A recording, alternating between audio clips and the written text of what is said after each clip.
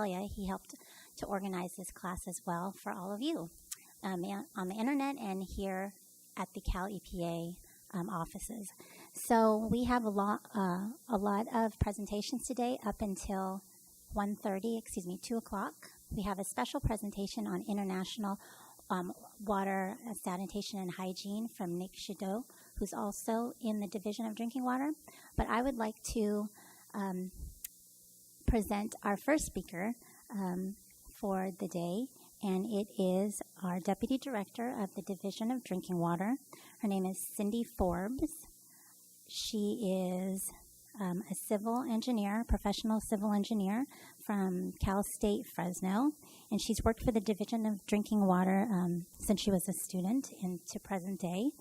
She has a staff of over 225 of us here in the division, and there are about 24 district offices that we're all located in, and she'll talk to you about the Safe Drinking Water Act and just the overall transition coming over and who we are and what we do.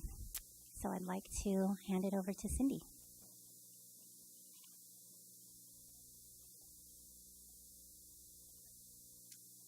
Good morning. Thanks, Christine. I have the pleasure of kicking off this training session, and most of the detailed information will be provided to you by speakers that follow after me. As you probably are aware, the Division of Drinking Water is new to the state board. The drinking water program was previously housed at the Department of Public Health, and one of the things that I think we bring to the state board is more in-depth meaning behind protecting the water resources of the state for its ultimate use. In addition to protecting the fish and everybody else, is making sure people don't get sick when they drink the water that's provided to their home.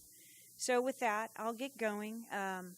I should have plenty of time to answer any questions, and I'll try to give you a background on what those of us that work in the program do.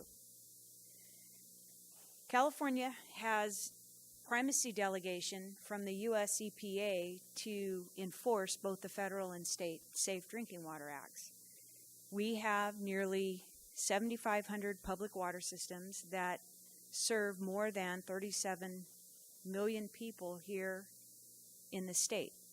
From a 40,000-foot level over the years, we've funded more than 171 drinking water infrastructure projects to 203 different entities in 49 of the 54 counties, I think it is.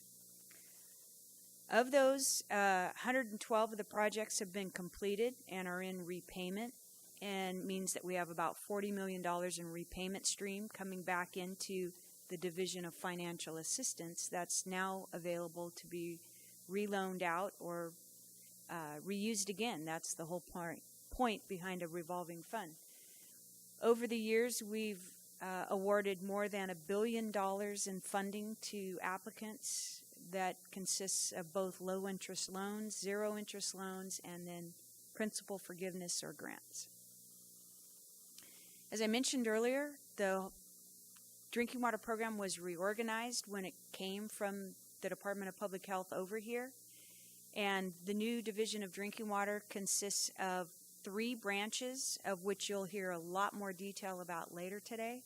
But we have the Northern California Field Op branch, we have the Southern California Field Op branch, our Program Management branch, which includes ELAP, that Christina's in charge of, and some of our other program responsibilities have been shuffled around and moved to other divisions here at the State Board. So the funding activities that were previously embedded within the drinking water program are now handled by the Division of Financial Assistance.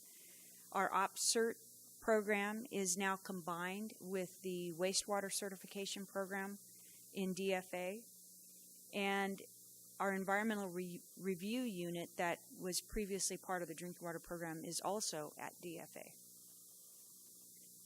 So just a quick brush of what the different branches do. The field operations branches are the folks that are actually out in the weeds, boots on the ground, looking at all the drinking water systems and interacting directly with the public water systems. They also work with the staff of the Division of Financial Assistance on funding projects and primarily take care of most of the day-to-day activities to ensure that our drinking water supplies are safe. The Program Management Branch, which is located here in Sacramento, and Karen Larson is the chief of that, it handles mostly activities that impact the entire program statewide. So we have a number of different activities that are in Karen's branch, and there's a list of them there. You'll hear more about those later today. Now, as I mentioned earlier, we have about 7,500 public water systems that we regulate. You're going to see this slide at least one more time today, and it's important to note that there are only 3,000 community water systems statewide of that 7,500. 3,000 where people live in houses is the way to think about it, and they're regulated. But the problem is, of those 3,000, 2,300 of them are very small, are small enough that they struggle to remain viable or sustainable. So we are challenged by dealing with these small water systems that are out there. The bigger systems, they have a big enough rate base that they can charge their customers for the water and keep the system in line with drinking water regulations as they change. And things never get easier. So when I was hired, we probably had 9 maximum contaminant levels. I think the number's up to almost 105 now. So the regulations just keep getting more difficult for water systems to remain in compliance with. So that is an ongoing challenge. And if you look at those 700 water systems that are easy for us to regulate, that's pretty much can stay in compliance on their own, they serve about 98% of the state's population. So the lion's share of what we struggle with do not serve a large number of customers, but they are a big challenge for us. Now, how is the drinking water program funded? We have a grant from the U.S. EPA. It's called the Public Water System Supervision Grant, and it's virtually been flatlined since I was hired in the late 70s. So our funding has not really increased, at least commensurate with the number of regulations that we're expected to implement. We also have a fee program that has been in place since the early 90s, and we bill the larger systems, those 700, they pay every time our staff works on their system. We are like attorneys, and we bill by 6-minute intervals whatever activity we are doing for the public water system. And then we have this elaborate record-keeping system that adds up all those 6-minute intervals, and they get a bill for our time every 6 months. So it is a major drain, I'll put it that way, on our staff, because they have to be very time conscious. They cannot just sit and keep the meter running and dilly-dally around, because then we're going to get a letter from that water system saying, what do you mean you spent these many hours to give us a 2-page letter? And so then we are left trying to defend how much time it took us to do a particular activity. So from the standpoint, if you're the boss and you're trying to see how productive your staff are, it's very clear who's getting their work done and who's screwing around. But it makes it difficult because we have to be able to justify whatever bill we send to the larger systems. Now, the smaller water systems, of which there are most of them, they pay a flat fee depending on the classification of their water system and the number of customers that they have. So the small communities pay $6 a service connection flat rate. And the non-community water systems pay a flat fee, which is $800 a year. And in the scheme of things, if you think about the amount of data that just comes in that has to be reviewed by our staff, who are our frontline defenders of making sure the water is safe, we probably spend more time looking at their data than their fees pay for. So it puts us in a real bind when we work on small water systems. In effect, we are losing money. But that's who needs us the most.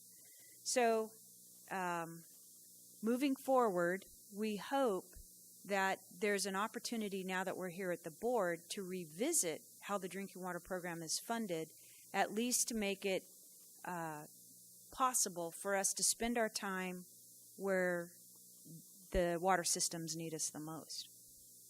Now, this slide says SoCal branch challenges, and I took the easy way out. I didn't change it to just state of California challenges.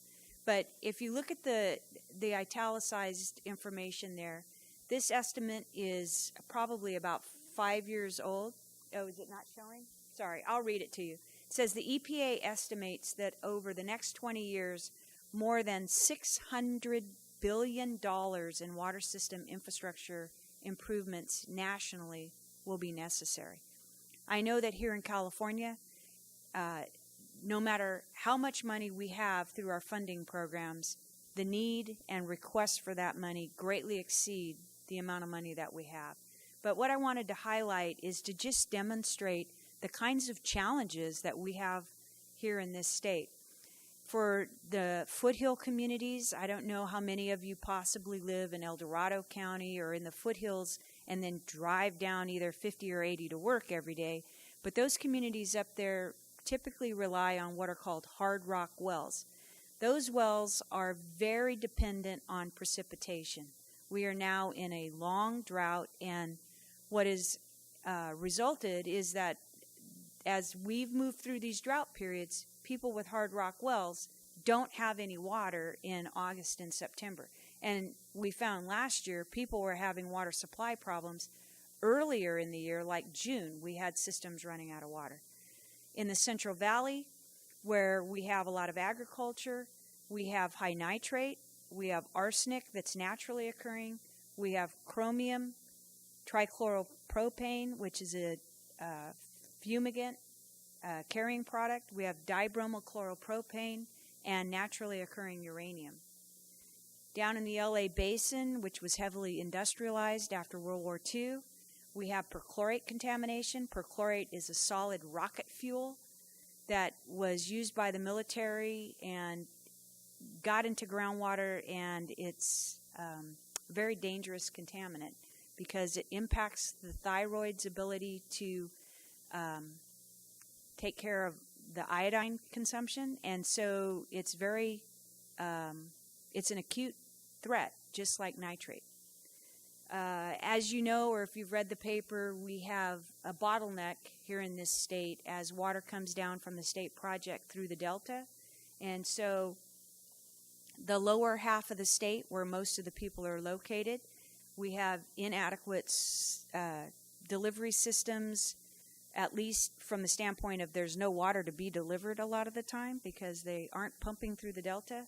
And we also have challenges with the actual surface water treatment facilities. As the regulations have become more rigorous, we've had to go back in and add new treatment processes to allow them to adequately treat the water so that they meet the disinfection byproduct standards. Along the Southern California coastline, we have seawater intrusion issues that remain a challenge. And in the LA Basin, just because of contamination that's occurred as our state was industrialized after World War II, we have what we call extremely impaired groundwater. And if you think of a pea soup of organic stew, that's what a lot of that groundwater looks like. So we have to work with the water systems to install the necessary treatment to make sure that water is safe to be drank. And then as another aspect of what the drinking water program is doing, we are responsible for overseeing all recycled water and making sure that it does not pose a risk to health. So in the olden days, we were using recycled water and we were irrigating pastures and fodder fiber and seed crops. That was what was going on when I was first hired. There's been a greater and greater demand for the recycled water, so now it's used on playgrounds, schools, golf courses, and they're pushing the envelope and wanting to use it to augment their water supplies down in Southern California. We also have desal interest. Pacific Ocean is sitting there, and we have communities that can't grow because they don't have adequate water resources. So there's a lot of interest in possibly sticking some straws in there and using that as a water supply.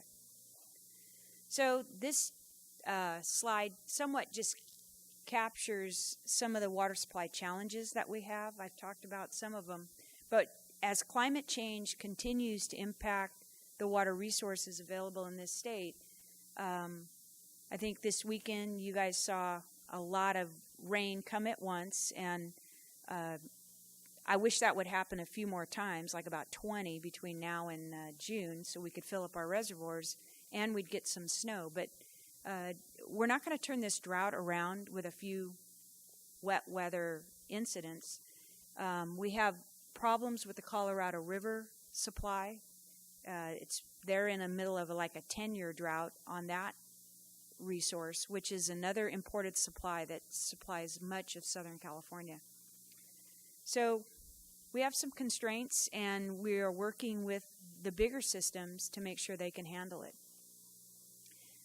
As I mentioned earlier, our challenges are not the big systems. It's these small water systems.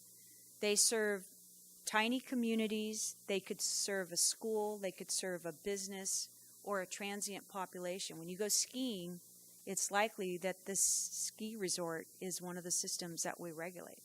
And the problem with these smaller systems, when they're not in the urban areas and they're out located in the middle of nowhere, they have trouble finding folks that have appropriate skills to help them run their water system. The water system is secondary to their primary reason for being there. So they don't have skilled operators or managers. They don't do a good job of planning for capital improvements and being able to keep that system running well moving forward. And because they're so isolated, it makes it difficult for us to find a way to identify a nearby system that has enough water and has the capability to run a water line to them. So in a nutshell, we call it TMF. They lack the technical, managerial, and financial capability to be sustainable. A lot of them don't even know where their water lines are. They're old and leaking. They don't know how to navigate the state's permitting process to even make improvements. Sometimes they don't know whether or not they have water rights. They don't know who owns the property where their wells are located. So there's a lot of just constraints and challenges when we're trying to work with them to solve their problems. And, you know, they haven't dealt with having water quality problems, so many of them often charge just whatever it costs to pay someone to do the billing and send out the bills and to pay the electrical power bill every month. So now they're finding they have to install treatment, and they cannot afford the monthly O&M to keep that treatment facility running. So one of the constraints is with DFA, even if we have some loan packages or grant money that's available to put in the capital, the state of California cannot pay for operation and maintenance costs. So that limits their ability to move forward with funding from us.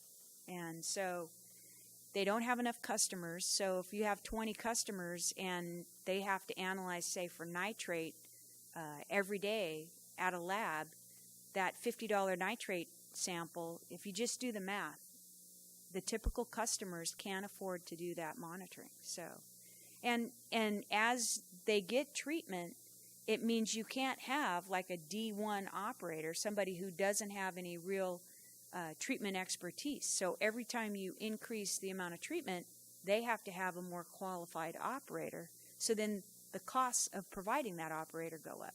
So it's kind of just a spiral for these little guys, and they really struggle. So I've mentioned it previously. I'll say it again. You're going to get a lot more details about our program from some of the speakers that are coming behind me. And I think the most important thing now that we're here at the board is looking forward.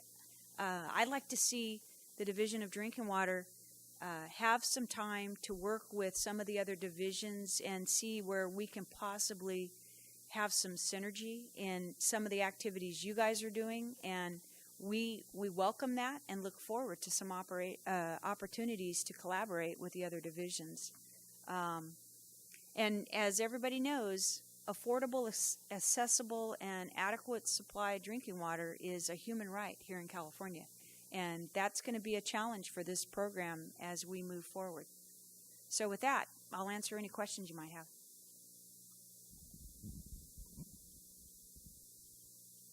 Does anyone have any questions out here?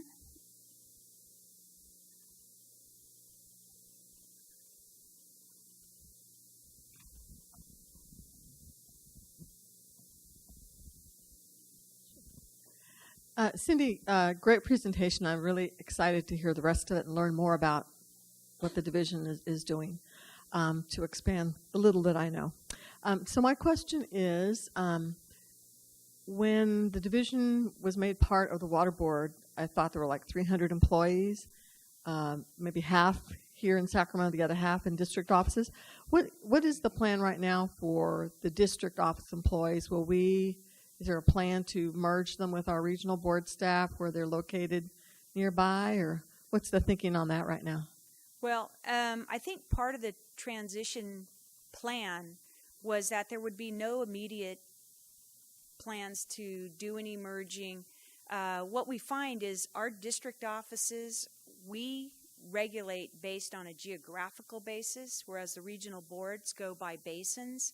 So while we may have offices in close proximity, regional board and districts offices in the big cities, we have a lot of offices that are nowhere near a regional board office. So I think, it would be foolish to say we would never look for opportunities to save the state some money and co-locate moving forward, but it's certainly not on the front burner as far as I'm aware.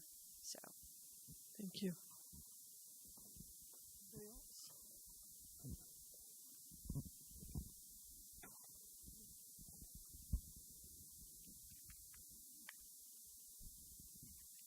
Hi, I also echo, thank you for your presentation. It was very good. So we hear on the news every morning on NPR about the Proposition 1 funds. Also, in our Division of Water Quality, we're working really hard to put a focus on stormwater capture.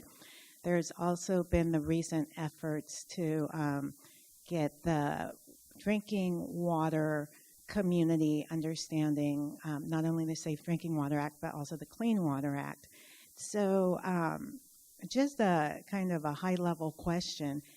What are your thoughts on how all our divisions can work together to make sure that we maximize the dollars that go out and we put a lot of attention on how much water storage and water supply benefits we get for each dollar and how we fold in all of our resources like stormwater capture and recycled water and all the other components?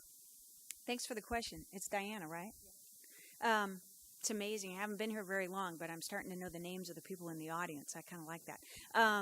It's a great question. I think you're right. I mean, from my perspective, an ounce of prevention is worth a pound of cure. And so everything that the regional boards and the Division of Water Quality can keep out of something that serves as a water supply, it makes it easier for our treatment facilities to be able to treat that water and make sure it's safe. So as we move forward, I think there are a lot of chances for us to work together and see what makes the most sense. Where do you put the treatment how do you protect and ensure that moving forward, you're going to need the least amount of treatment on what's left. And stormwater is a big deal. I mean, if we could capture some of what's just rolling out to the ocean and have it for the non-rainy days, so to speak. I mean, that's the problem we have right now. If you look at the water resources statewide, most of our reservoirs are in deplorable condition right now. And, you know, we're supposedly in our rainy season, and we went the whole month of January with no rain. So I think it's climate change. I'm convinced it's climate change. And I think we're going to need some long-term strategy to figure out how we can do better with the water we do have an opportunity to keep in our reservoirs. That's just my thought.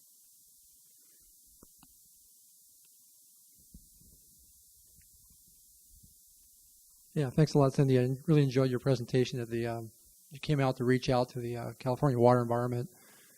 People still talk about that. That was great. And I work in the Office of Enforcement here. We've had a really excellent experience working with some of your field staff. And I just wonder, moving forward, how you see that going, particularly with compliance and enforcement and permitting. Well, the drinking water program has historically taken our own enforcement actions.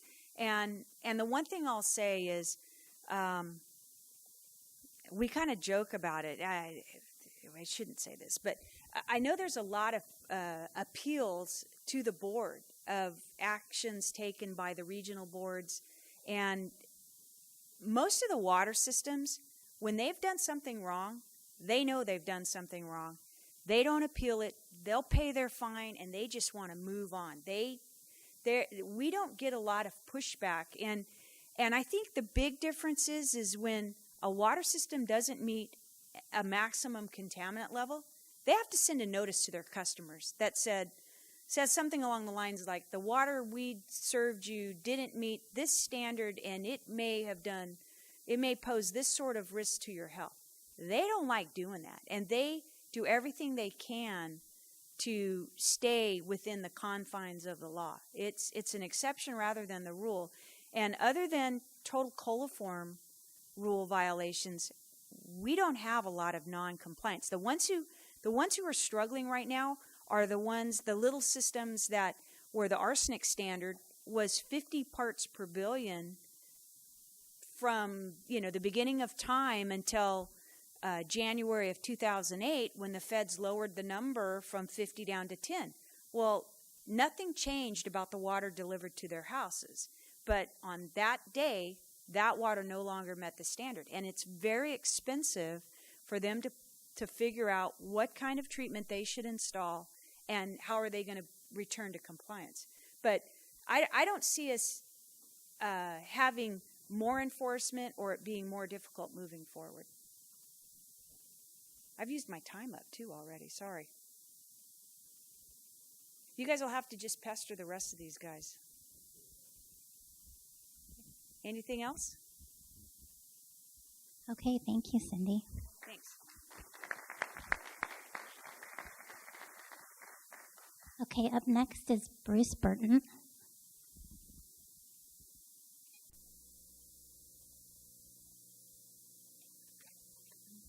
So Bruce has has a bachelor's degree in ocean engineering and master's of environmental engineering degree in civil engineering. He's a registered civil engineer and has been with the drinking water program for almost 30 years. First in Santa Rosa as a field engineer, then managing a district for almost 22 years before taking his current position of principal engineer for the Northern California Field Operations Branch 3 years ago. Let's welcome Bruce. Good morning. I wanted to preface my remarks before I start about just giving you my assessment of our first 7 months at the board. The transition has gone incredibly smoothly, and I think most everybody acknowledges that. And we've had a few bumps, but they've been minor.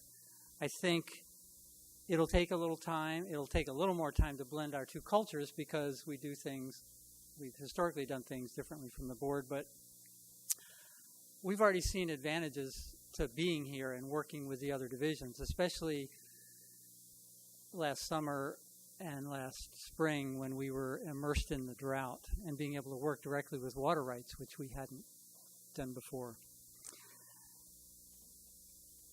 But the bottom line is, and I think I can speak for pretty much all of our staff, is we are glad to be here. Okay, with that, I'm the Assistant Deputy Director, which I'm still getting used to that title, for Northern California Field Operations. Kurt Souza, who couldn't be here today, is the Acting Assistant Deputy Director for Southern California. I work in Sacramento, and I have an office in Santa Rosa, and Kurt has an office in Carpinteria, which is just south of Santa Barbara. This is our world as far as field operations. We have 24 district offices, which are divided into 5 regions. The green and the yellow are the Northern California branch, and the magenta, the teal, and the burnt orange are the Southern California branch. The regions are managed by a supervising sanitary engineer, and we call them historically the regional engineer. And then the district offices are managed by a senior sanitary engineer, and we call them the district engineer. That's how they sign their documents. I have to preface right up front, we brought over this classification of sanitary engineer and associate sanitary and senior, and we're going to keep that with all our incumbents, but realistically, we're probably going to meld towards one classification, and we're hiring new staff now, and we're hiring sanitary engineers primarily to allow our internal candidates to apply if they want to transfer. But these positions we're advertising now are usually advertised as sanitary engineers and or water resources control engineers, and probably ultimately we'll just eventually go towards water resources control engineers, so the board just has one engineering classification.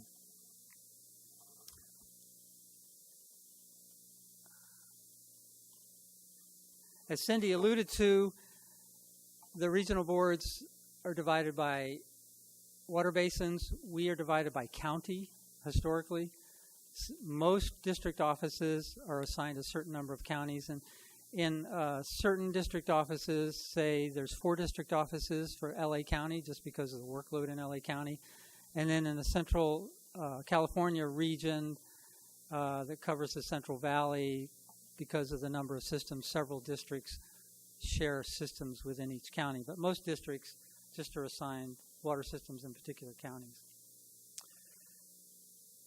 I just want to throw this in here because we have something called local primacy agencies. In California, the law was, back in the 90s, the law was put in to allow public counties, who up to that time were required to regulate all public water systems with less than 200 connections.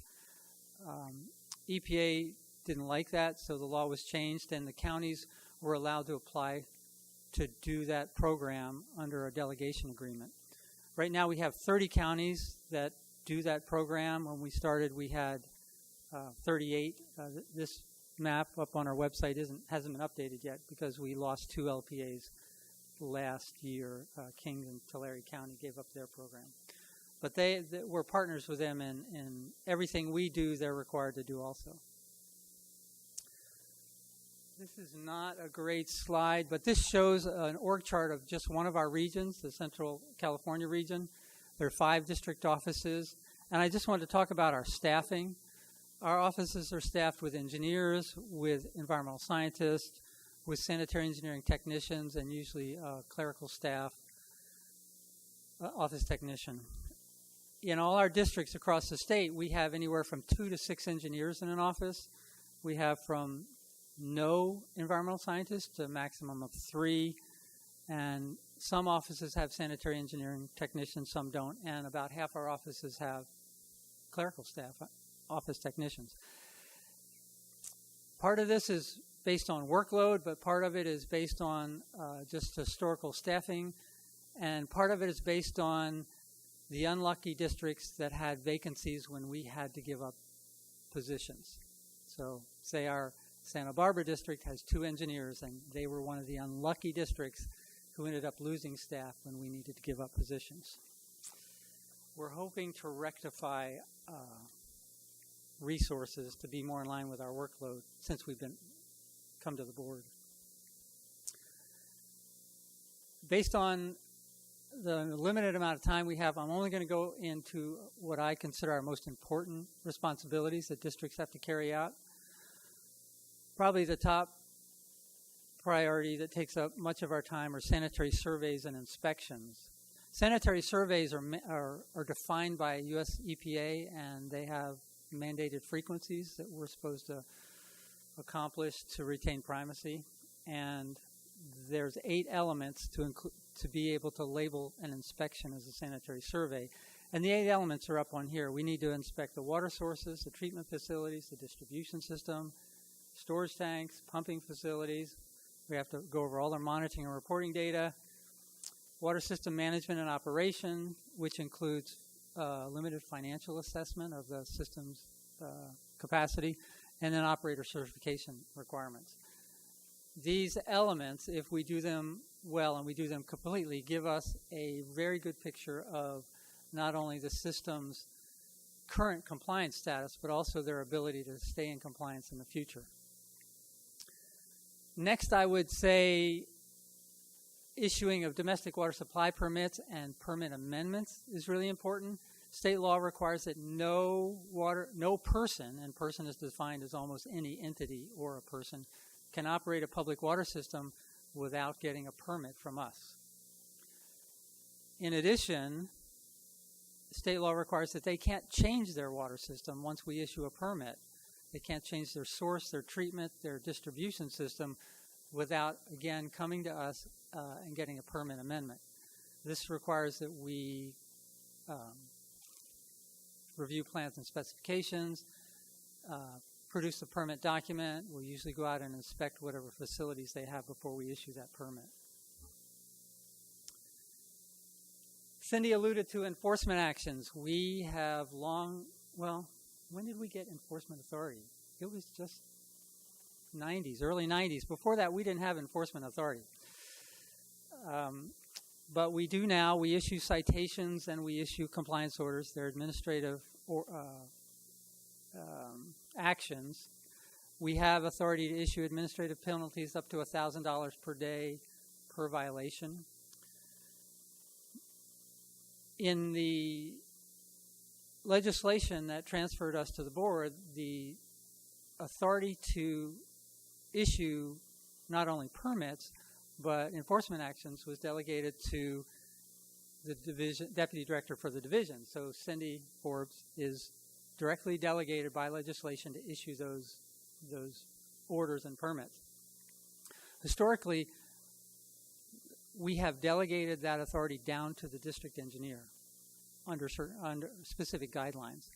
Most routine citations are issued at our district offices. The district engineer signs the citation and sends it out. For things that are controversial, for things we get into when we're issuing fines, there could be another level of review at the regional engineer, and for other things it comes up to the branch chiefs or to Cindy. But historically we've done that and it works really well. We have found that if the regulated community has to deal with the staff and the district engineer that regulates them directly, who have a good idea and have a good assessment of what is actually going on, we've just found that to be very effective. So the final most important thing we do is implement new laws and regulations.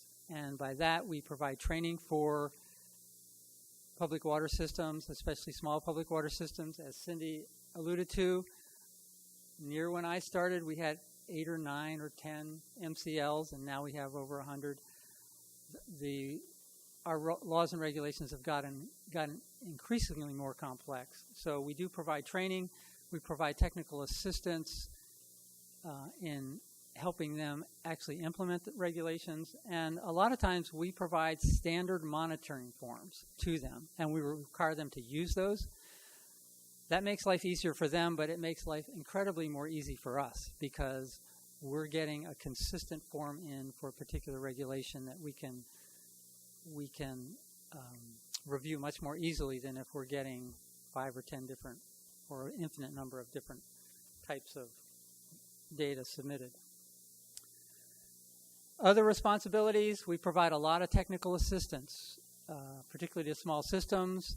Examples of that are our engineers go out and troubleshoot treatment plant problems and have helped small systems come back into compliance. We have helped systems conduct tracer studies. We do quite a bit of technical assistance for small systems especially. Historically, we have had a large role in funding projects. Our district staff have been involved from the very inception of projects to closing them out. Since our funding program is now at DFA, our role is in flux, and it's developing as we go along. We provide oversight and technical assistance to the local primacy agencies to make sure they are doing their job. There's an annual evaluation of each county local primacy agency, and we provide technical assistance to their staff. We provide training. We have them go out with us on inspections. We go with them on inspections, and if they have questions about enforcement or technical issues around a regulation, they can call the district office that their county is in. And then emergency response, which I'm going to talk a little more in depth about in a few minutes. Cindy showed this slide. This is our universe as far as regulated public water systems. What I want to emphasize here is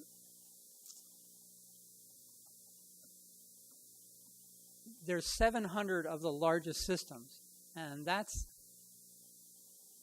more than 1,000 connections. But even a system with 1,000 connections or 2,000 connections or 3,000 connections have problems just because they're not big enough to have many professional staff, if they have some. And what I really want to emphasize, and Cindy emphasized, is these little systems have to meet all the requirements that all the large systems meet. And as Cindy said, it is extremely difficult for them sometimes.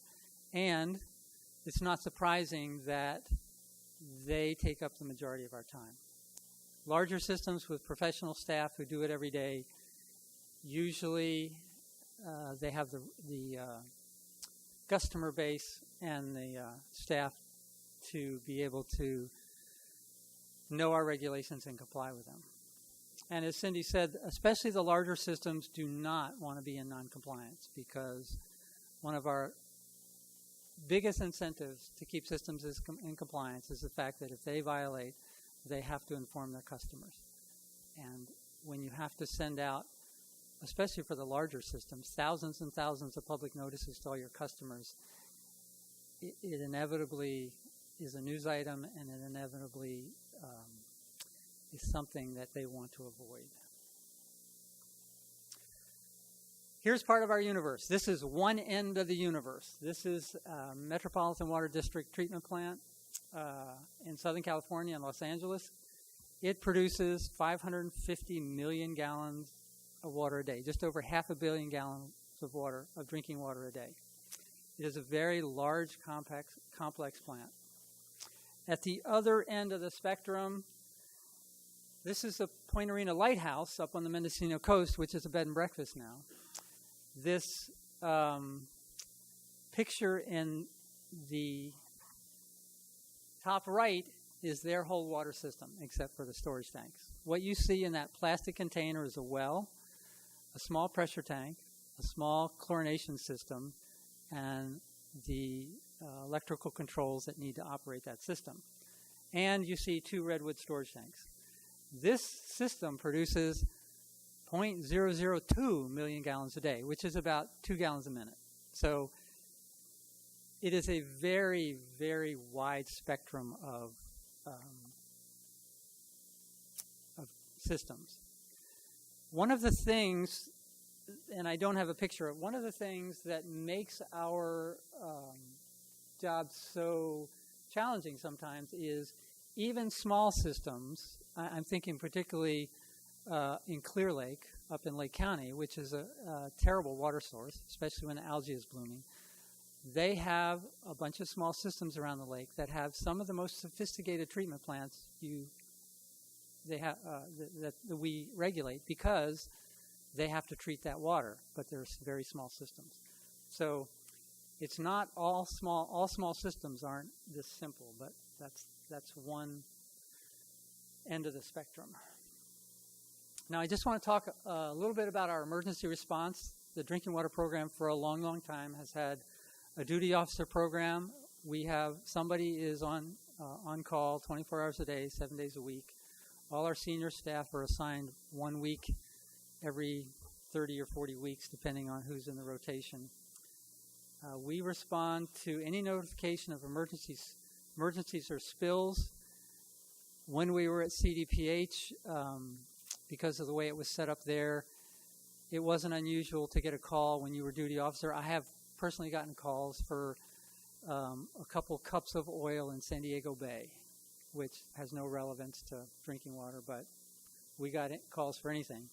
And also any other type of emergency that will impact the water system. There is someone.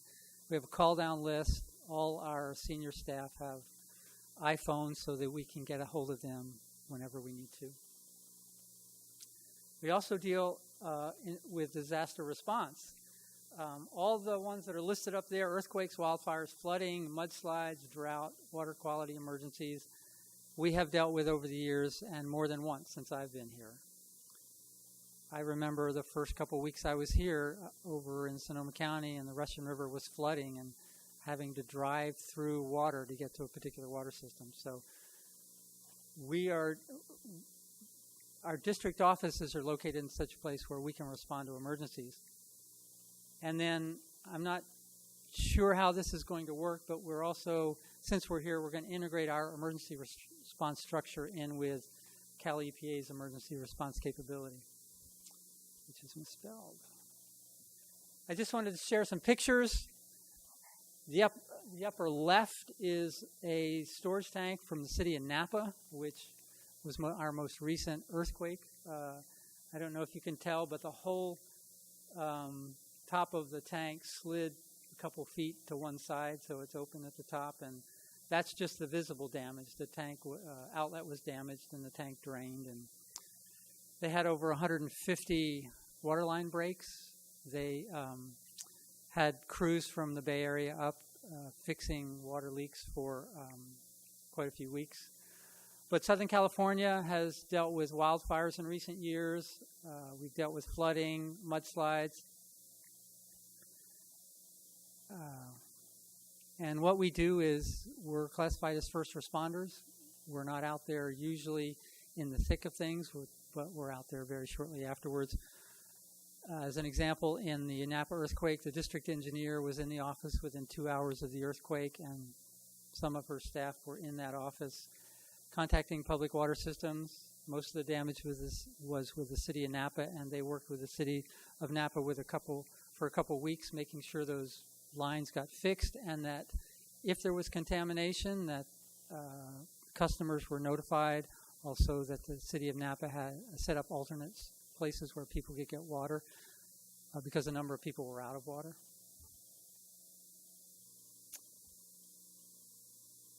And our most recent emergency, if you want to call it that, was a slow emergency, and that's our drought, which we're still in. But starting last February, we could see the drought was coming. We set up a internal drought task force based on the SIMS model, and all our district offices were doing assessments of public water systems. We created a list of critical systems that we thought could be out of water within 60 days.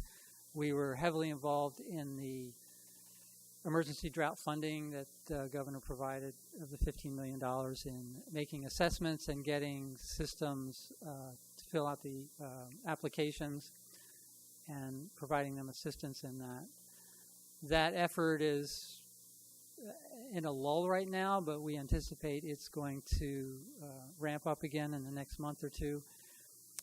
some parts of the state have gotten quite a bit of rain, but we are still in a drought, especially based on the fact that snowpack is so low.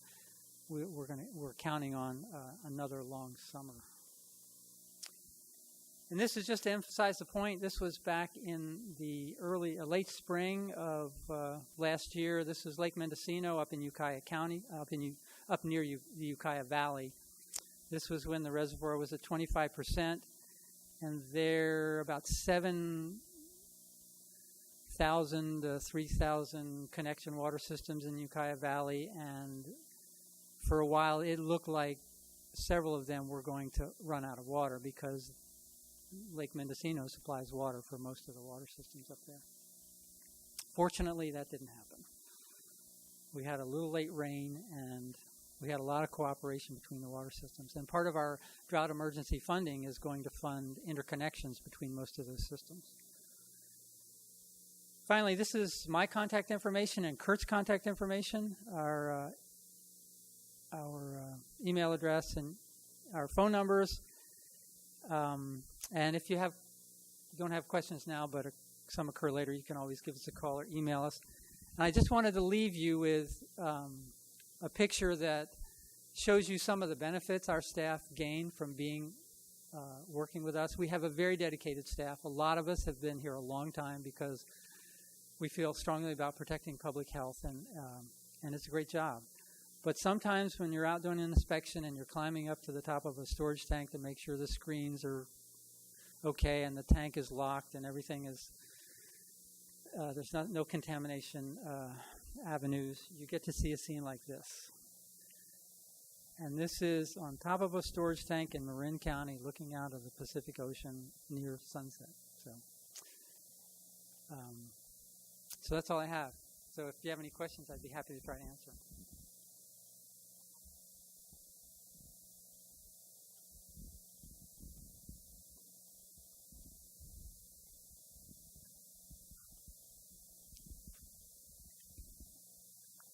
Hey, thanks a lot, Bruce. Is there any way, again, with the Office of Enforcement, we're kind of going out in the field already responding to some of the trying to help out with the operator certification complaints that we get, which are coming in quite a bit now that we're all together. And is there any way to sort of coordinate? We're trying to, the Sacramento office has been great. We've been going out a little bit with them just to kind of get to know the water systems, but we're wastewater treatment plant experts, not really drinking water. So would there be a way to coordinate with maybe you or your counterpart to look for opportunities that we aren't creating any new work, but to piggyback on some of the inspections that you're doing so that we can learn these systems so that we're not going into them cold when we go to look at these complaints. So again, just another way to sort of coordinate. Do you see an avenue for that? If your staff want to come out on inspections, we're happy to have you come. I mean, there's 24 district offices, and you would just have to tell us where and when, and we could, each district office, they have a certain number of inspections they have to get done. So essentially, if you want to, we can let you know when inspections are happening and where they're happening. So I don't think that would be a problem. Hey, Bruce. Here's my question, and I work in the Office of Public Participation, as I think you know, and we do a lot of the, Mandy does the translation work from English to Spanish when we're working with communities that have that need. My question is, does the division, or what mechanism has the division used in the past for getting documents translated when there was a need? I know we worked with AWWA and City of San Francisco to translate a number of public notices, but I have actually talked to Gita about getting, we just didn't have that service available to us, but I have talked to Gita about getting documents translated, especially public notices that have to go out after violations occur. So we're really happy that that resource exists here. Hi, Mandy.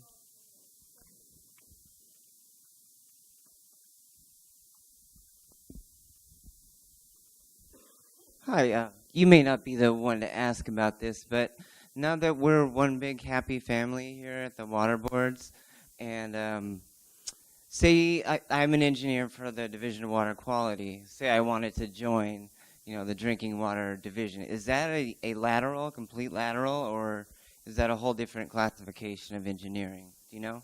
No, we're all our openings now are being advertised as either sanitary engineer, associate sanitary engineer, or water quality control engineer. So it would just be apply for the position. So, yeah,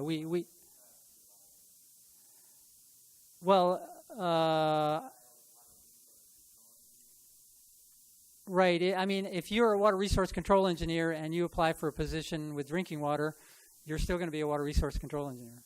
So I guess it is a lateral as far as that goes. Because the classifications are pretty equivalent, I think. Sure. Your modeling program to help determine who was going to run out of water, do you guys continue to model, and do you have that information available online? You give us credit for being more sophisticated than we are. What we have 140 staff in 24 offices, plus the LPAs who are assigned to water systems and know those water systems. So what we're doing is we're assessing what their sources are, and if they're surface water sources, that's pretty easy because they're going down. If they're groundwater sources, last year we bought a bunch of well sounding equipment, so we could go do well sounding if we needed to, but we encourage water systems to sound their wells to see if the static water level is dropping. So it's just a matter of being out there and being in communication with the water systems. One thing I didn't really talk about is over the years we've developed a really, for the most part, good relationship with our regulated community. A lot of that's because we provide a lot of technical assistance. We provide a lot of help to them. And so, by and large, not 100%, but most water systems, if they have a problem, they call us. They call our engineer, their district, whoever is assigned to their system. So it's just we have the relationship, so we know what's going on. We're not modeling per se.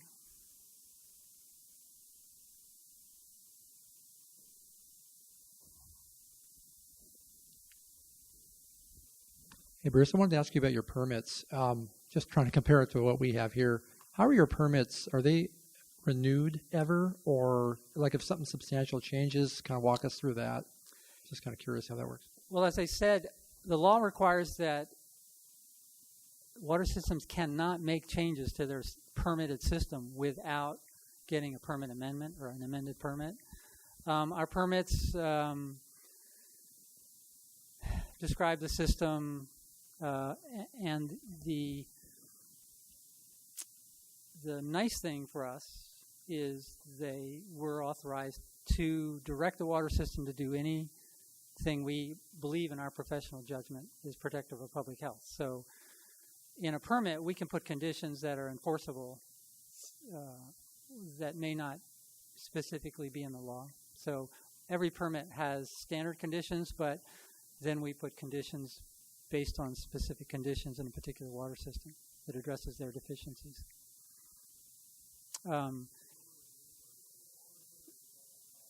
Well, theoretically, we do it every 10 years, theoretically. Usually there are changes in that time frame, but I can say sometimes if a water system hasn't had any changes, it may not have gotten renewed in that time period.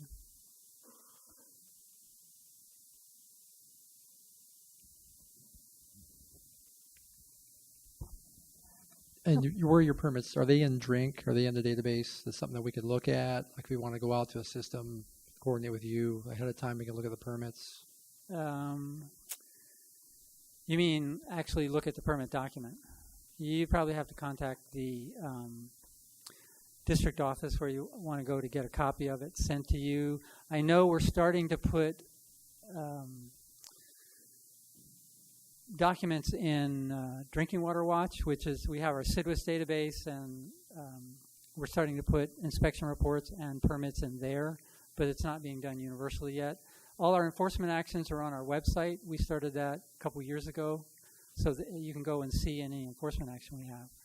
But as we're still implementing the SWRCB database, and once it's implemented, we'll probably be doing that on a program-wide basis. Okay, it's time for Karen. Yeah. Okay, thank you, Bruce.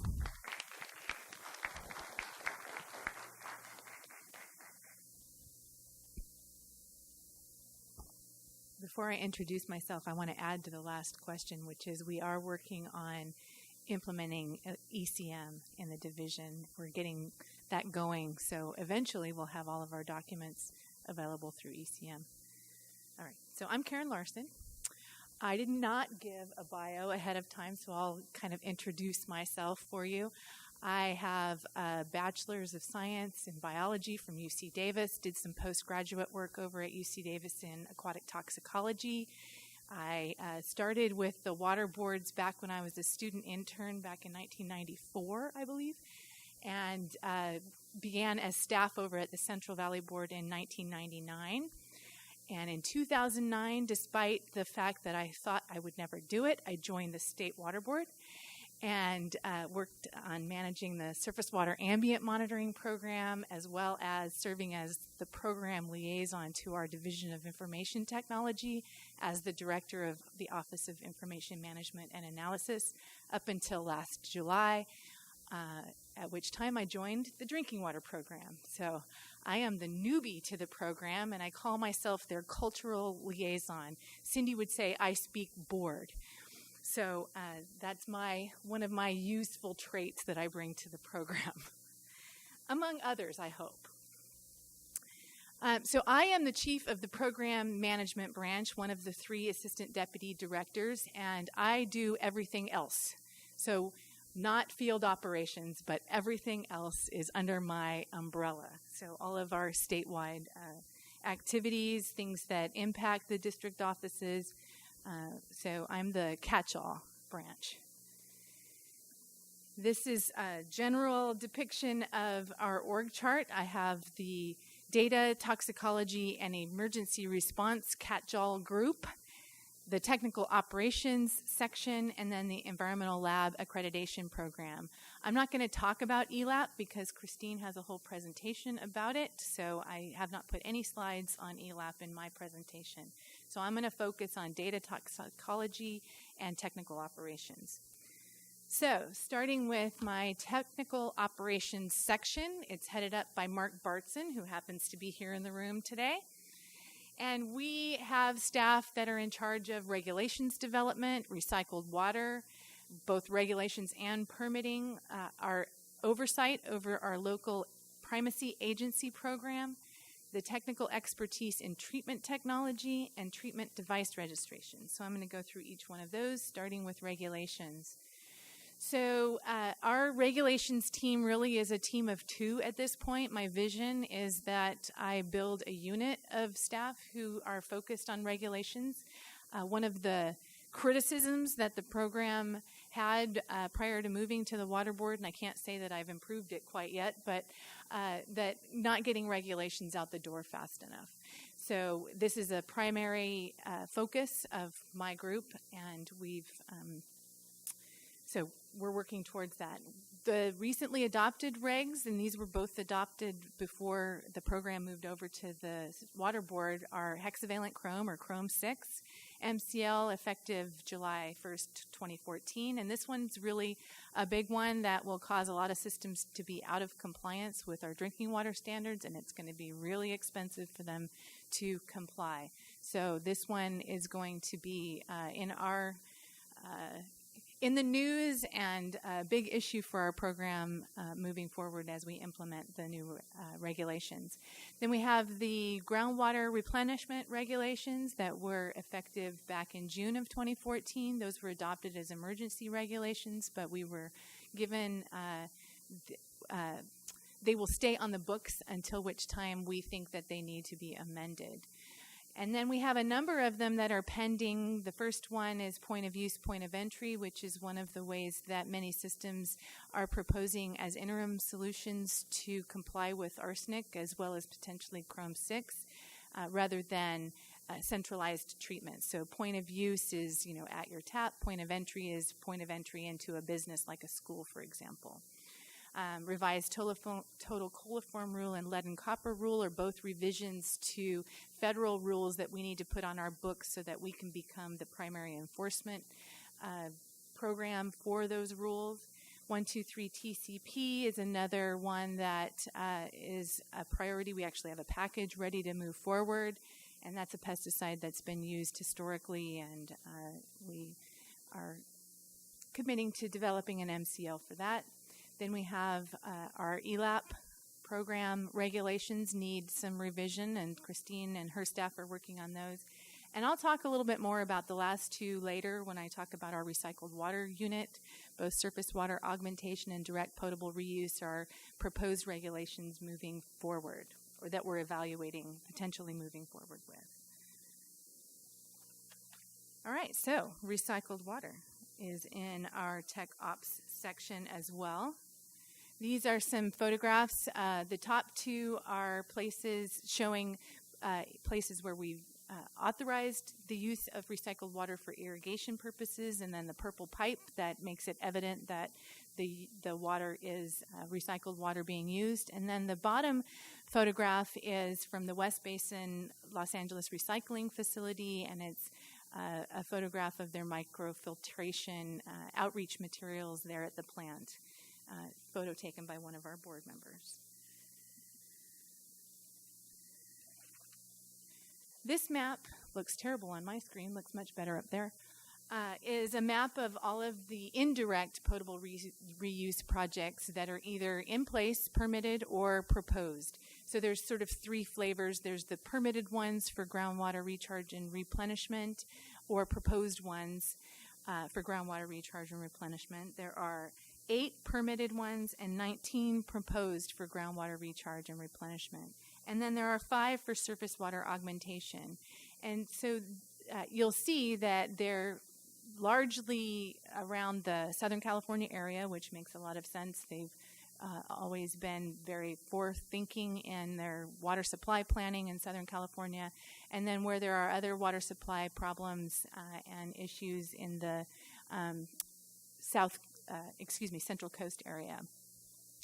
I just want to be clear that all of these are indirect potable reuse. In other words, there's a environmental barrier between the recycled water and the treatment at the drinking water plant. So whether that be the groundwater recharge or in the case of surface water augmentation, it's a reservoir.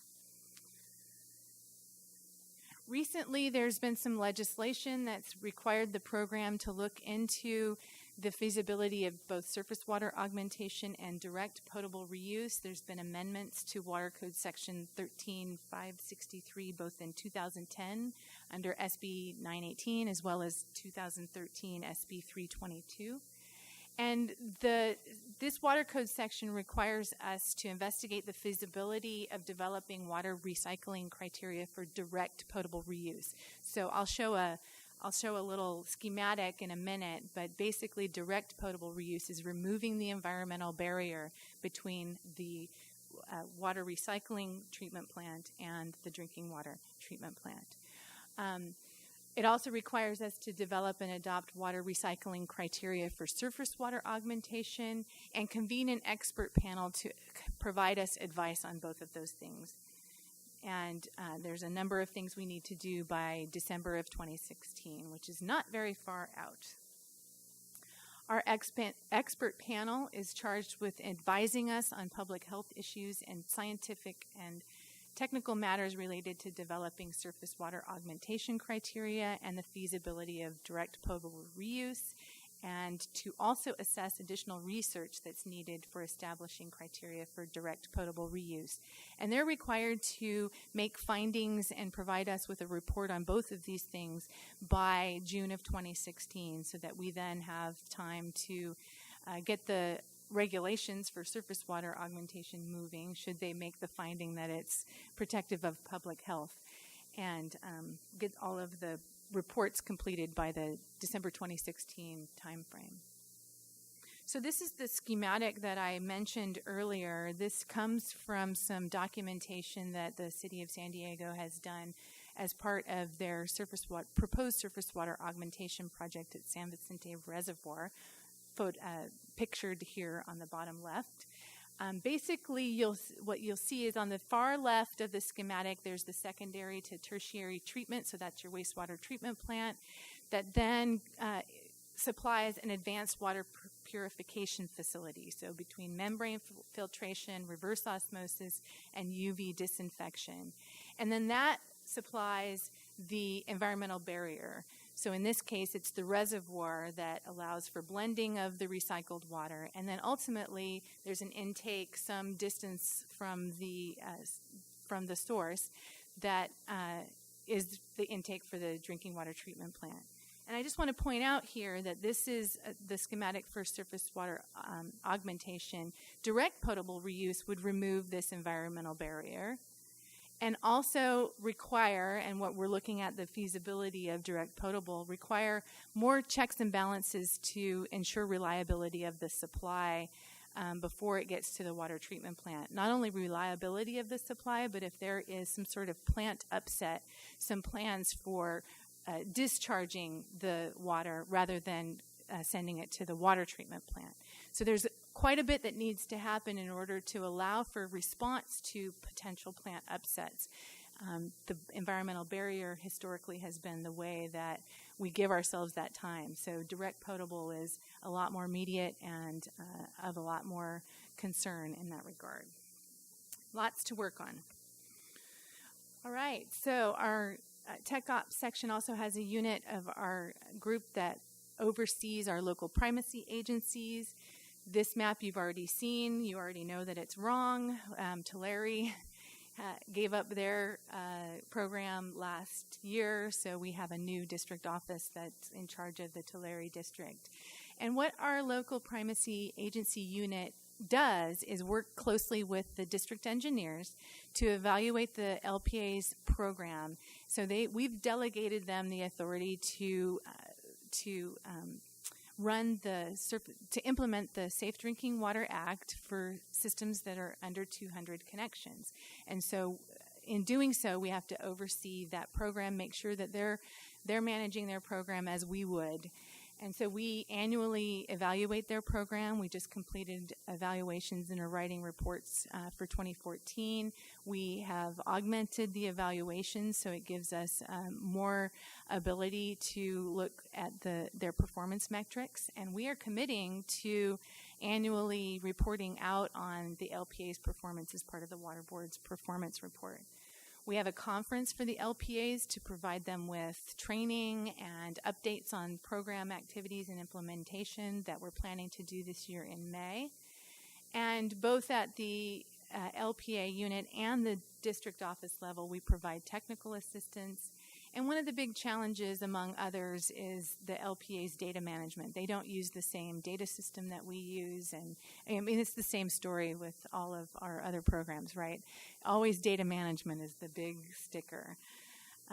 And oftentimes when we see problems that look like for example, we just got our enforcement tracking tool that EPA provides us on a quarterly basis, and we've increased the number of systems that are on our enforcement radar, and we think it's a data problem. It's not an issue with actually not following up. So it's universal, this whole data thing. All right, moving on, we also have technical expertise in our Tech Ops section on treatment technology. We have a number of committees. We have a recycled water committee. We also have a treatment committee. Our technical expert, Eugene Lung, those of you who have been involved with some funding projects recently may have run across Eugene. He's spectacularly smart and really a great addition to our group. He co-chairs, along with Kurt Souza, the treatment committee. And that committee is responsible for evaluating emerging technologies for treatment, water treatment, as well as oversight of treatment pilot projects and approval of treatment project proposals.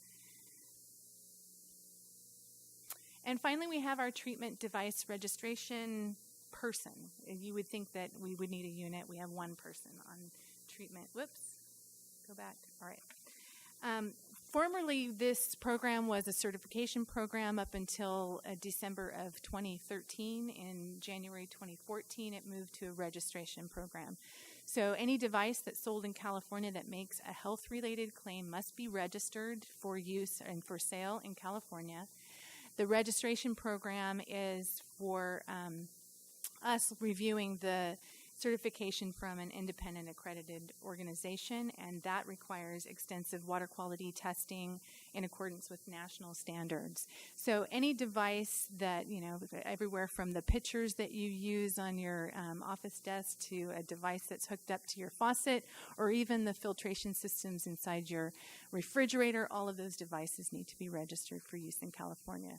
What I want to make clear, though, is this is not in replacement of centralized treatment or in compliance with drinking water standards. These devices can only be used and registered for use where the supply is already meeting drinking water standards. So the claim is that the system is improving up on that even more.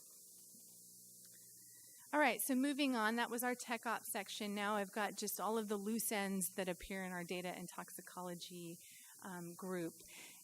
So it follows me around. Data information management is my responsibility still. I'll just say that you all working on CWICs and SMARTs and FAST and all of the systems we have at the water boards should really be pleased, even though it may not feel like it. But when I first saw the systems that the drinking water program has used for many years to do their job on a daily basis, I was stunned by how antiquated they were. We're just now getting off of mainframe and DOS systems. I mean, if that doesn't frighten you, So that's one of the benefits of the program coming over to the water boards, that they now have a lot more IT support. And as you all know, those of you who have the bumps and bruises from going through the CWICs issues back in the mid-2000s, it's a good place. We've learned a lot at the water boards that we can now use to help the drinking water program, so it's good. So I think Bruce in his presentation mentioned SIDWIS, the Safe Drinking Water Information System. It is a federal system that we essentially have hitched our wagon to. Our plan is to ultimately have all of SIDWIS be our database of record. We're getting there. The last piece is actually getting the lab to state. We've already done it with GeoTracker. We've already done it with CWIC, so we've got to implement it with SIDWIS. Then we have our water quality management and water quality inquiry system, WQM and WQI. Essentially, they're the same thing. WQI allows access by our staff to the water quality information, and that's where they get all of the water quality that's coming from the labs to review compliance with water quality standards. And then I'm going to show you a few things that are available in our drink portal, so Drinking Water Watch, and a few other things that are available to you all if you're interested in looking at data from the drinking water program. So this is the drink portal, and this is actually the public version, so you can access this. If you just Google the drink portal, California, you'll be able to find it.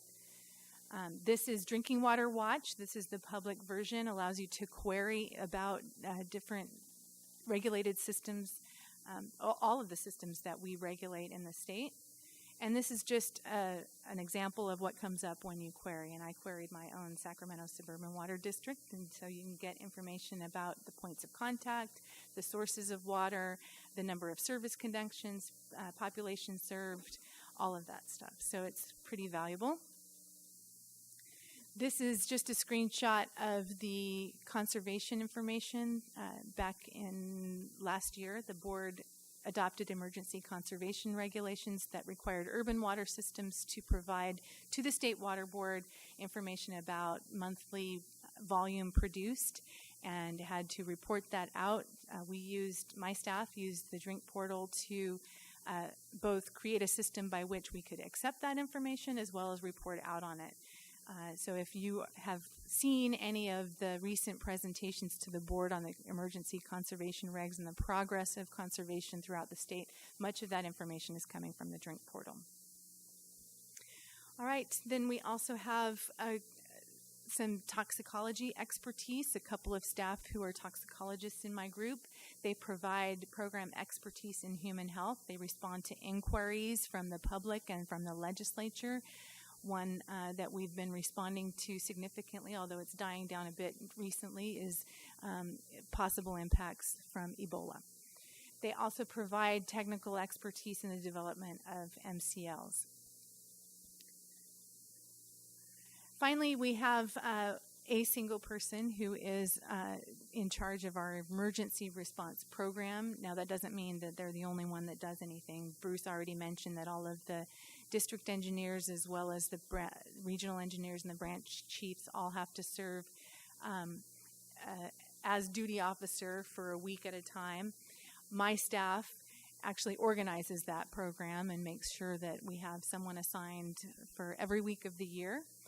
And my staff also maintain the emergency response plan, provides training to staff, and coordinates response with the federal, state, and local agencies. And I just noted here, Bruce already mentioned it, but the Napa earthquake and the drought are ones that are recent emergencies that we've been responding to.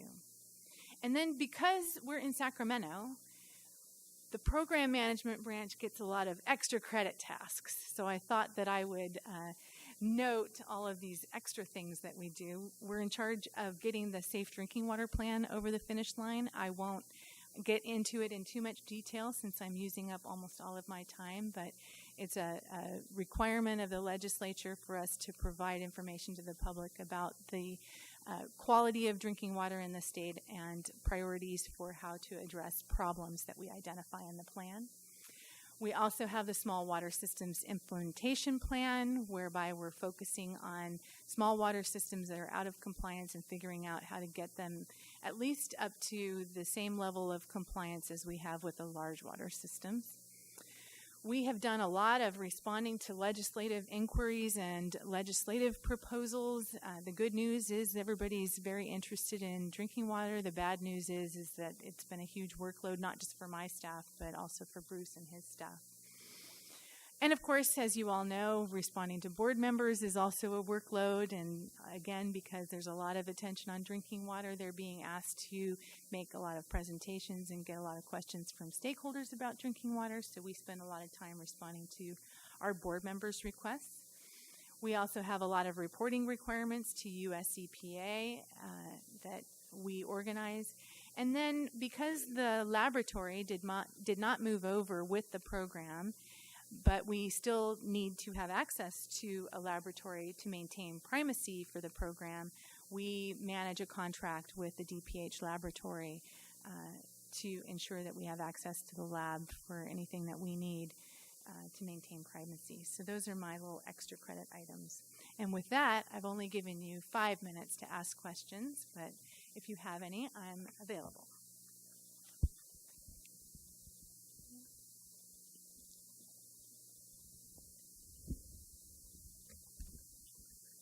Oh, this is just a quick question. When you talk about regulation development, does that mean like water code or 40 CFR? Or what do you mean by regulation development? Title 22 regulations. Oh, Title 22. Okay. Thank you. Mm-hmm. Diane has a question.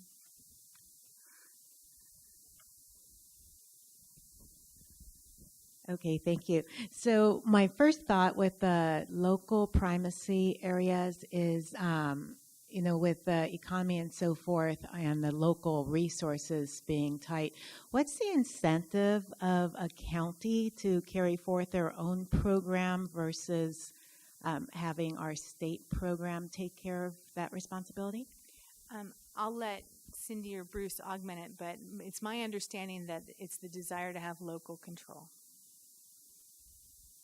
They don't get a lot of funding. In fact, many of them have returned the program because they just can't manage it and can't manage it to the level that they need to.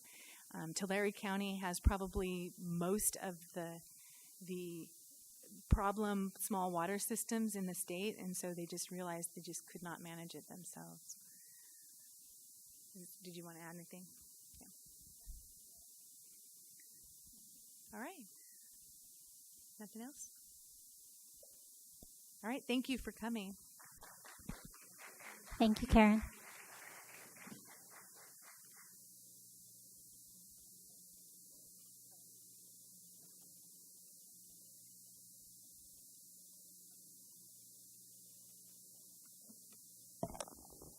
Okay, I'm up now.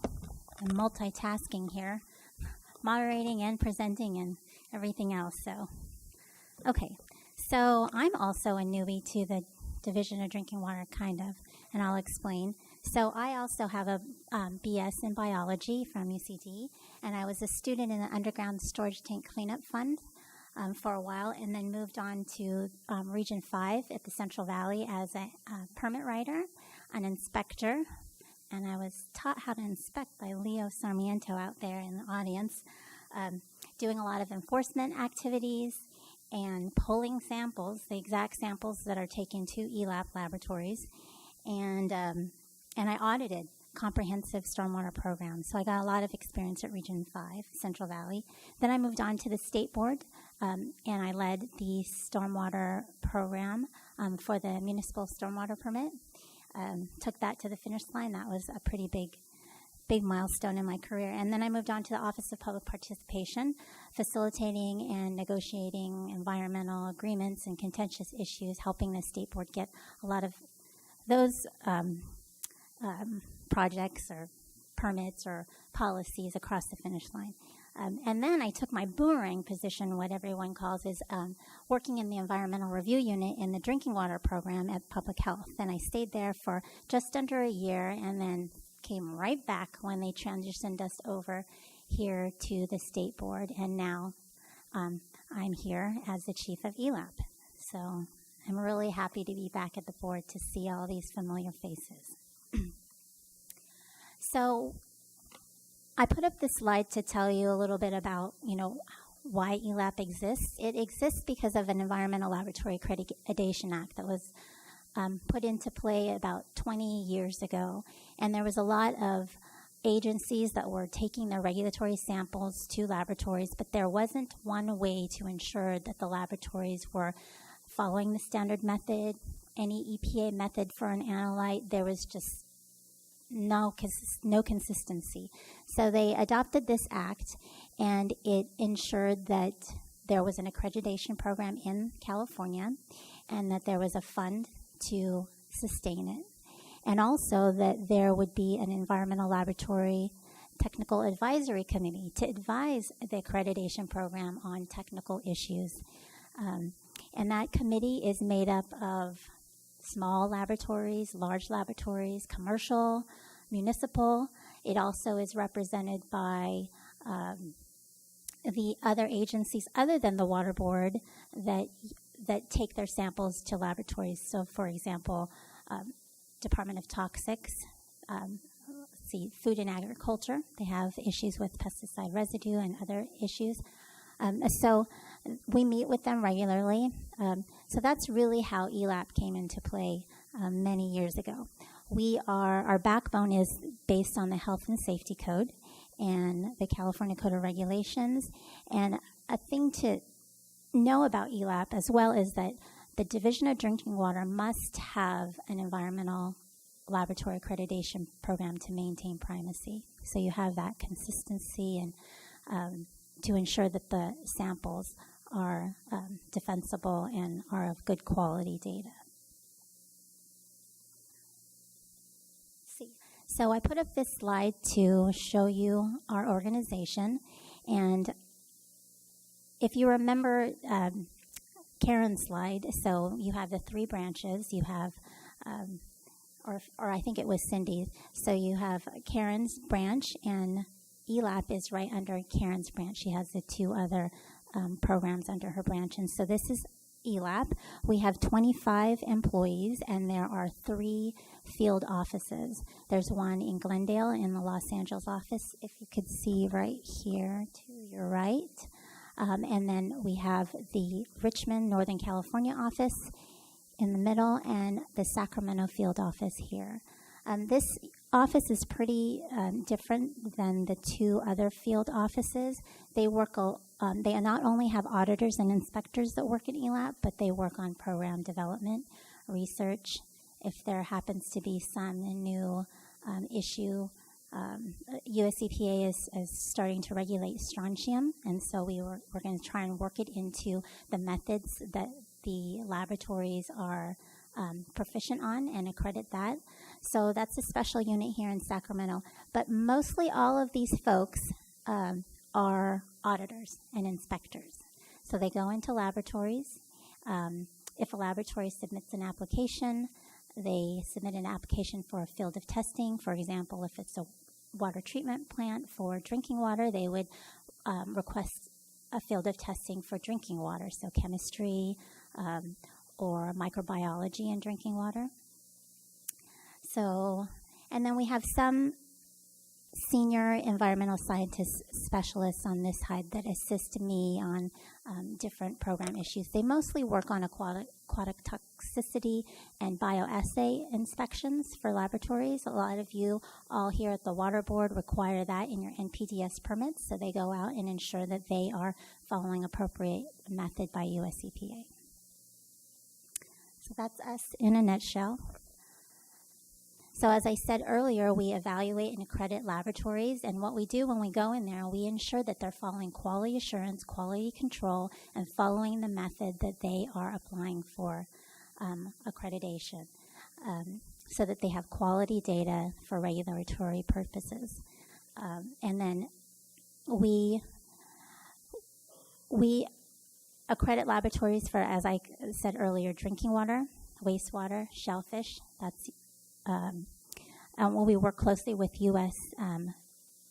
Food and Agriculture on shellfish sanitation. There's only, 4 states that do shellfish sanitation.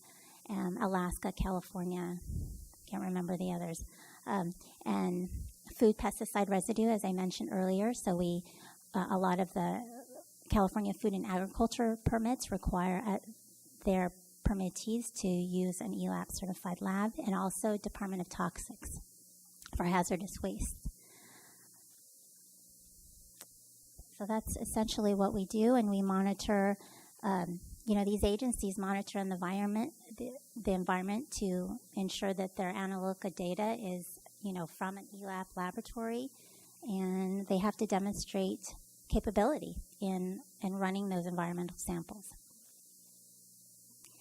So what's happening with ELAP? Well, we're looking at our mission now, and our mission was definitely to ensure that we analyze data for regulatory purpose to have high standards for public health and safety. But now that we're moved over to the Water Board, we're going to re-look at how we can synergize the environmental issues at the Water Board and how we can kind of bring the nexus between the two agencies and also the other agencies that we serve, as I mentioned earlier. Department of Pesticide Regulation, Food and Ag, Toxics. So, we're doing a lot of things to ensure that we're tightening our mission here in ELAP. The other things that we're doing is we're just trying to adapt to the change. There is no manual to move one agency or a program from one to another. So there's a lot of work going on behind the scenes. There's a lot of personnel that have worked at public health for many years. And so it's a change of culture. And, just like Karen earlier mentioned, she speaks board speak. And so I think it's helpful that I've worked for the Water Board for many years to help bring these employees over from public health to the Water Board. We are going to evaluate the program for efficiencies. For many years, they didn't have a chief of ELAP, almost 3 years.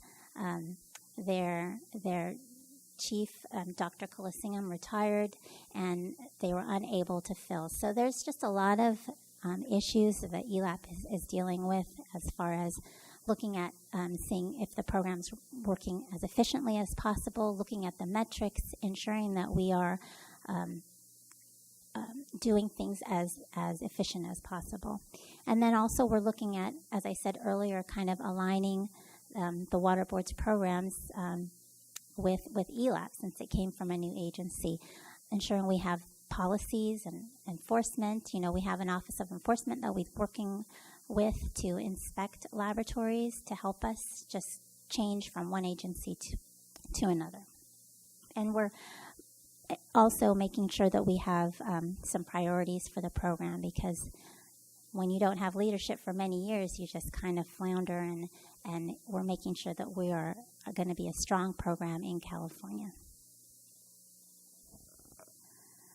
So not only do we inspect laboratories and audit them for the methods, we also serve as an outreach and education, and we have information that we can provide to other agencies and the public. So we have a main line that you can call and ask information from. One thing that we're working on that I don't have up here is working with the NPDS program plan, which is under OWEMA's leadership, where we're ensuring that a lot of the quality assurance, quality control is being worked into the permits and kind of aligning with ELAP. An example is, if you were a permit writer and you wanted to, say, test for Chrome 6, and there are different methods for Chrome 6, so you want to work with us and talk to us to ensure you're using the right method. That's actually a specific case where someone was running samples that it wasn't the correct method. Karen mentioned the interagency agreement that we have with the Drinking Water Radiation Laboratory. They need that laboratory for the Division of Drinking Water, and we're also working with them to provide our auditors and our inspectors training and education on the latest equipment, doing some hands-on training. We recently had hands-on training on some microbiology equipment. So we have an interagency agreement with them for training. And we're also just working with our stakeholders, kind of letting them understand what's happening with ELAP now that we moved over from public health into the water board, and ensuring that we have also that strong relation with LTAC, as I mentioned, who they were earlier. We have some program priorities, as I mentioned earlier, that we're ensuring that we work on the change management from moving one agency to another. We've exercising our enforcement tools. We have health and safety code and the California Water Code and there's a lot of tools in there to take action on, say, laboratories that are doing business without being certified, or running a method that they're not certified for, or there's a myriad of things, but there's a lot of tools in there. We can issue citations. We can not even approve your application. The application has a lot of requirements in there. You have to have a quality assurance, quality control manual. You must pass some proficiency testing, which means they give you kind of a blind sample for the field of testing that you want to sample for, and you've got to run it and make sure you pass it, because if you don't, then we won't certify you. We have the regulations that Karen mentioned earlier that we want to adopt to align our new home here at the Water Board. And we're also looking at a program evaluation to review all the processes, business processes, and technical issues that ELAP deals with to ensure that, we're doing things as efficiently and as technically sound as possible. And we're just continuing our partnerships with LTAC, the state agencies, and the regulatory communities. So the way I see the future of ELAP is pretty bright. We are going to be integrating the water programs, now that we have this transition from one program to another. So, the water board's permits, kind of linking those to the data that they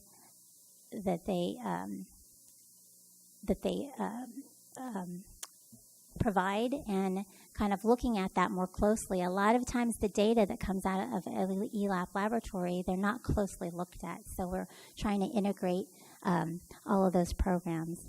And I think Cindy mentioned earlier, just find like program and monitoring compliance synergies from, the data that ELAP, releases from their accredited laboratories, and then the programs, like communicating. A lot of times in the past, we haven't communicated with the agencies that required ELAP laboratories. We just said they're proficient in this method and in this field of testing, and that's it.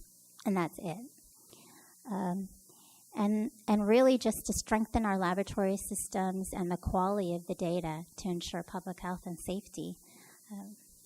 And that's about it.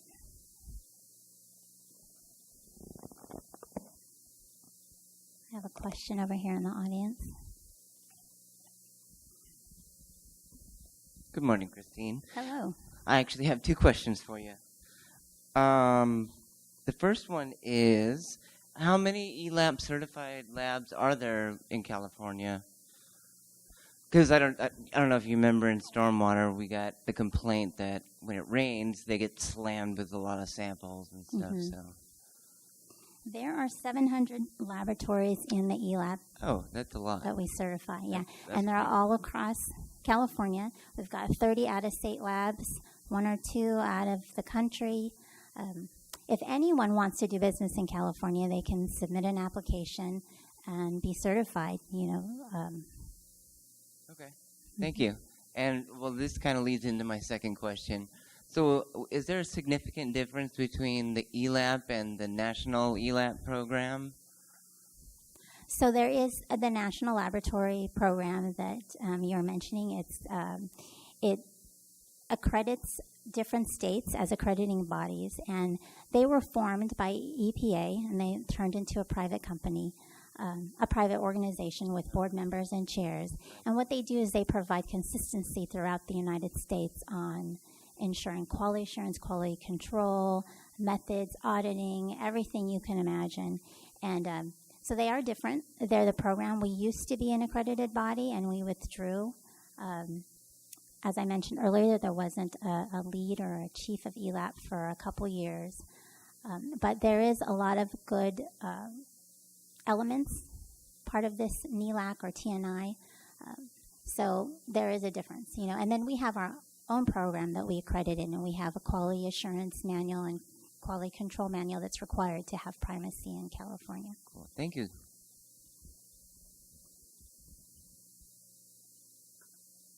You have to excuse me. I'm looking to see if we have any email questions online, so I'm not trying to check my Facebook or whatever it is. Okay. Well, I think that's it. Let's see. Any more questions?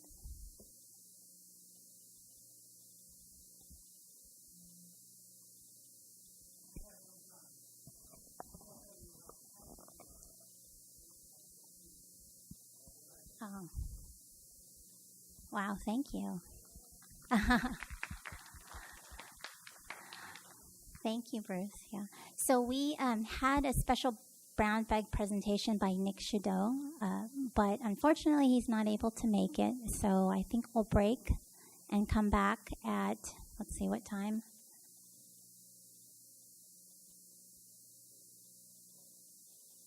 $12 for Lance Reese's presentation on financial assistance of drinking water systems. All right, thank you.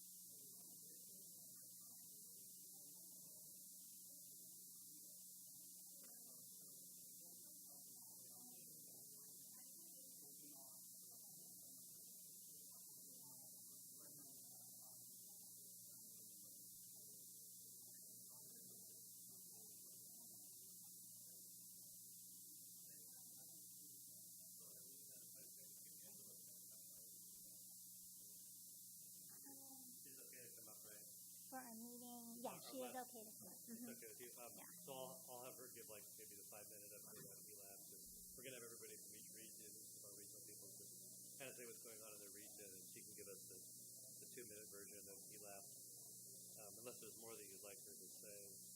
So just to kind of tell us what's going on with ELAPS. We're having our steering group, and I want everybody just to kind of say what their group is up to. Yeah, she can give she's really nice. Okay. You've met her before, right? I haven't met her in person. Yeah. Okay. Unless there's any special message that I,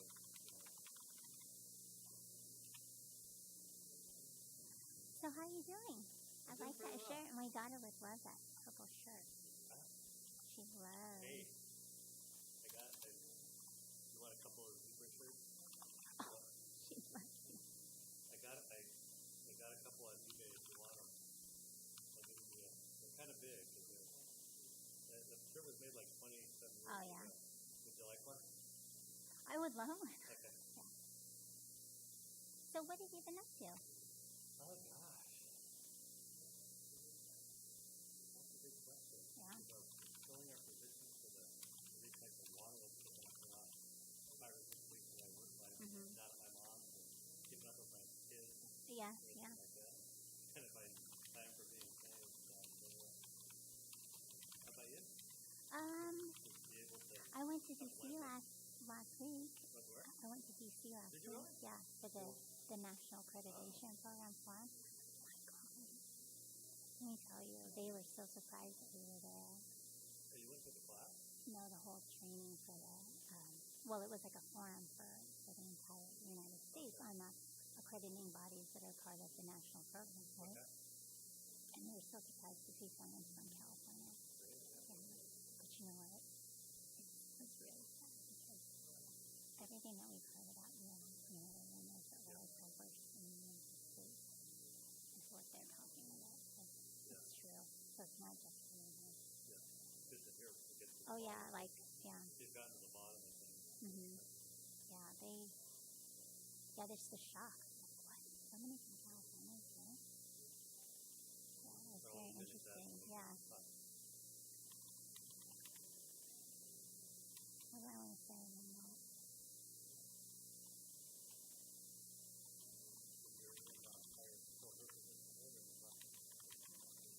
She did, and you know that email that we got from Cindy about hiring people without following. Oh, really? So I thought it was just me. I thought I was the black sheep.